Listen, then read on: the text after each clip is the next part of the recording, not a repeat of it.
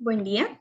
Este es el video del examen final del curso de Derecho Mercantil 3 de la Universidad de San Carlos de Guatemala, del Centro Universitario del Norte CUNOR. Mi nombre es Ana Yarela Alvarado Choc. Mi número de carnet es el 2017-45735. Mi número de clave es el número 70. Mi número de PI es el 3218-1297-21601. Este video va a tratar acerca de la ley de leasing. Para poder adentrarnos en el contenido de esta ley, debemos de saber cuáles son sus generalidades. Y pues esta ley es el decreto número 2-2021, el cual fue aprobado por el Congreso de la República el 10 de febrero de 2021 con 101 votos a favor y publicado en el Diario Oficial el 2 de marzo de 2021. ¿Qué es lo que regula entonces esta ley? Esta ley regula todo lo relacionado a los contratos de arrendamiento con opción de compra para bienes muebles e inmuebles. Ahora, ¿de dónde proviene la palabra leasing? Y la palabra leasing viene de lease, que significa en inglés arrendar, que es la acción de arrendar. Podríamos definir entonces leasing como arrendando, como la acción de arrendar, arrendando. Tiene esta por objeto entonces establecer cuáles son todo lo relacionado a la regulación de las operaciones de leasing, cuáles son los derechos y cuáles son las obligaciones de los sujetos que participan en este contrato, en esta operación. Esto lo encontramos regulado en el artículo 1 y nos preguntamos entonces cuál fue la necesidad entonces de poder crear esta ley. Y pues esta ley en el 2021, que fue publicada, este contrato lo convirtió a un contrato típico, ya que tenía entonces una regulación. Anterior a esta fecha era un contrato atípico, se realizaba, era legal, pero no había un respaldo legal en sí, una regulación que estableciera cuáles son los derechos específicamente y cuáles son las obligaciones de este contrato. Y recordemos que este contrato es diferente al contrato de arrendamiento, ya que tiene una opción a poder adquirirlo, poderlo comprar, que más adelante voy a estar hablando de eso. Entonces, el contrato de leasing, la definición la encontramos en el artículo 2 de esta ley, el cual indica que es el contrato mediante el cual el arrendador adquiere para uso del arrendatario bienes a cambio de una renta o cuota por plazo determinado. Ahora, para poder saber quiénes son los que participan en este contrato, debemos de saber cuál es el elemento personal. Y pues las personas o las partes que participan en este contrato, primero es el arrendador, que es la persona, patrimonio ente que entrega él o los bienes en calidad de leasing a uno o más arrendatarios. Es la persona entonces que entrega el bien. Ahora, ¿quién es el arrendatario? Entonces es la persona, ente o patrimonio que obtiene el derecho de uso, goce y disfrute de ese bien que le fue entregado en objeto de leasing. Ahora, entonces encontramos a una tercera persona, que es el proveedor. Es la persona que va a transferir al arrendador la propiedad del bien que va a ser objeto del contrato de leasing. Entonces tenemos tres personas, tres participantes en este contrato. Ahora, ¿cuáles son las clases de leasing? También existen clases y están reguladas en el artículo 2 de esta misma ley. Tenemos dos, el leasing financiero y el leasing operativo.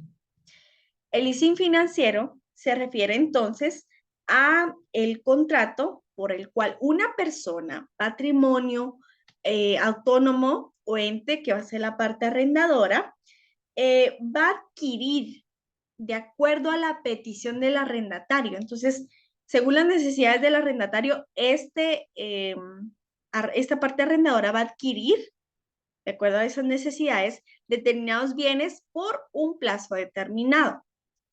Entonces, el mismo contrato, o perdón, el mismo artículo determina que hay un plazo y que este derecho debe ser un pago de renta o cuota, el cual lo debe pagar el arrendatario.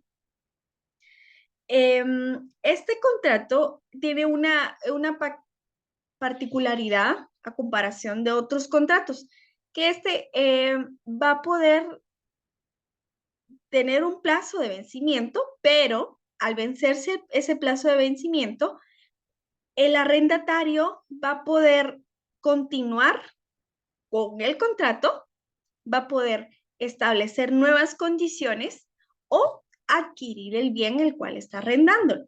Esta es la particularidad que tiene este leasing, contrato de leasing financiero. Por eso es que en la ley vamos a encontrar que indica contrato de leasing financiero con opción a compra. Las clases de leasing financiero que vamos a encontrar ahí, todas van a indicar que es con opción a compra. Ahora en el leasing operativo es pues diferente con ese detalle que no tiene opción a compra. Y veamos, es un contrato por el cual una persona, patrimonio autónomo o ente, que es la parte arrendadora, entrega en arrendamiento a una persona, el arrendatario, por un plazo determinado. Entonces ellos determinan cuáles, bajo los términos y condiciones que hayan pactado en el contrato, a cambio de la renta o cuota que se le haga al arrendante. Vemos entonces aquí la diferencia que aquí no tenemos una opción a compra para poder cambiar los términos y condiciones del contrato y continuar, a diferencia del leasing financiero. Ahora en el leasing financiero encontramos clasificación y igualmente lo encontramos regulado en el artículo 2, el cual el leasing financiero encontramos el contrato de leasing financiero habitacional o de vivienda que se refiere a los bienes inmuebles destinados a vivienda. Encontramos también el leasing financiero habitacional o de vivienda de interés social. Y pues se refiere también a los bienes inmuebles destinados a vivienda digna, adecuada y saludable. Esto va de conformidad con lo previsto en la ley de vivienda, el cual es el decreto número 9-2012 del Congreso de la República. Y encontramos también el contrato de leasing financiero inmobiliario, que esto pues se refiere a la adquisición de bienes inmuebles que se puedan destinar para uso de establecimientos comerciales, industriales, profesionales y entre otros. Ahora, ¿de qué manera va a quedar constancia de este contrato? Y pues en el artículo 10 encontramos lo relacionado al elemento formal, que indica que este contrato debe constar por escrito. Pero encontramos y nos damos cuenta de que hay una libertad de forma. Quiere decir que puede ser por un documento privado, una escritura pública. Pero también ahí mismo, en ese mismo artículo, indica que si es un contrato de leasing que tenga por objeto un bien inmueble, un buque o una aeronave, debe realizarse en escritura pública.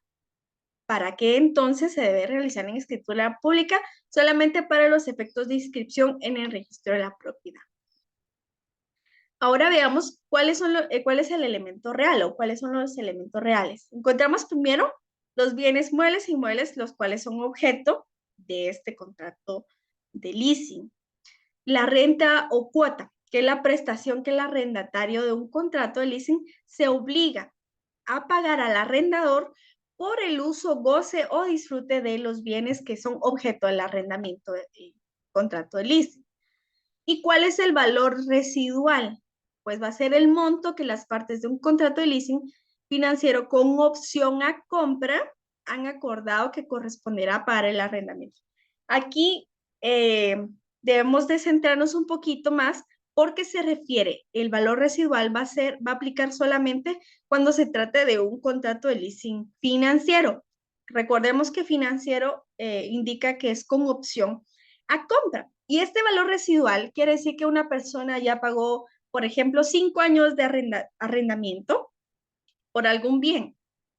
Y según lo acordado, y recordemos eso, el leasing financiero con opción a compra, según lo acordado pueden decir de que, bueno, al finalizar el pago, el plazo, del arrendamiento, queda un valor residual, el cual puede ser, por ejemplo, de 300.000 quetzales o 200.000 quetzales, que al pagarlo, él se convierte en el dueño de ese bien. Quiere decir que lo adquiere. Esa es la opción de compra. Ya compró lo que arrendó, el bien, y se convierte entonces esto en un valor residual. Quiere decir, en ese poco dinero que al finalizar el contrato hace que la persona pueda adquirir el bien. Ahora veamos y adentrémonos más en los derechos y las obligaciones que obtienen, que se les asigna a las partes de este contrato. Y pues, ¿cuáles son los derechos y obligaciones del proveedor? Recordemos que la persona que le provee al arrendador, a la persona que va a dar al arrendatario. Recordemos que son 3 personas. Pues los derechos y obligaciones del proveedor, una de esas es declarar al arrendador si los bienes tienen algún tipo de gravamen, anotación o limitación o es perfecto. Otra, debe entregar el bien, los términos que hayan acordado en el contrato, en el cual se deja constancia en forma escrita o digital. Recordemos que hay libertad de forma en este contrato. También esta persona, el proveedor, debe aceptar reclamos que las partes hagan por algún desperfecto o descompostura o una devolución del bien, por ejemplo. También debe cumplir con cualquier obligación que asuma en virtud de contrato. Recordemos que ellos al aceptar el contrato aceptan también estas obligaciones. Ahora, ¿cuáles son los derechos y obligaciones del arrendador? La persona quiere decir que va a dar el bien al arrendatario. Hacer de conocimiento al arrendatario si los bienes tienen algún tipo de gravamen, anotación, limitación o es perfecto. También debe entregar el bien en los términos que se han acordado, recordemos, en el contrato, debiendo hacer esto de forma escrita o digital, la libertad de forma. Puede enajenar esta persona, enajenar o negociar todos o parte de los derechos de crédito que le correspondan al arrendador. Y este también debe cumplir con las atribuciones tributarias y con las obligaciones que se han acordado al momento del contrato, de acordar el contrato. Ahora, ¿cuáles son los derechos y obligaciones del arrendatario? Los encontramos en el artículo 9. Son bastantes, pero aquí tengo las más importantes. Primero, que es responsable por la pérdida, destrucción o deterioro que se haga de la cosa. Es responsable también penal y civilmente de cualquier daño o perjuicio que se cause a tercero o a sus bienes. Esta responsabilidad no va a alcanzar al arrendador, solamente al arrendatario. También recordemos que esta persona es responsable de pagar la renta o cuota por el uso o disfrute del bien que haya adquirido. También indica que debe pagar gastos ordinarios, extraordinarios y necesarios para poder seguir en la conservación del bien. Esto ya le corresponde al arrendatario. También debe de notificar al arrendador y contratar una póliza de seguro que cubra riesgos que se le produzcan al bien, mueble o inmueble. También debe cumplir con las atribuciones tributarias y con las obligaciones que se hayan acordado en el contrato. Esta persona tiene la posesión del bien objeto de leasing, por lo cual su derecho es uso, goce y disfrute del bien. Si no adquiere la opción de compra, quiere decir el contrato de leasing financiero, esta persona debe devolver el bien. Y otra cosa en la que quisiera hablar es acerca del plazo forzoso. Pues la persona el arrendatario que haya asumido la obligación de pagar todas las cuotas o rentas establecidas, por ejemplo, si ya no quisiera seguir con el contrato, bueno, bien, no lo puede seguir, pero tiene la obligación de pagar todas las rentas que se haya comprometido a pagar. Quiere decir que si desiste del contrato, no deja de validar la cuota de arrendamiento. Igualmente debe pagarla porque así lo indica el contrato, de que si quiere existir el contrato, debe de cumplir con todas las cuotas que haya acordado. Quiere decir que debe cumplir con esa obligación el arrendatario. Entonces, esto es todo lo relacionado a la ley de leasing en el tiempo que tuve para poderles contar. Espero que haya sido de su agrado y que puedan entender más a fondo esta ley. Muchas gracias.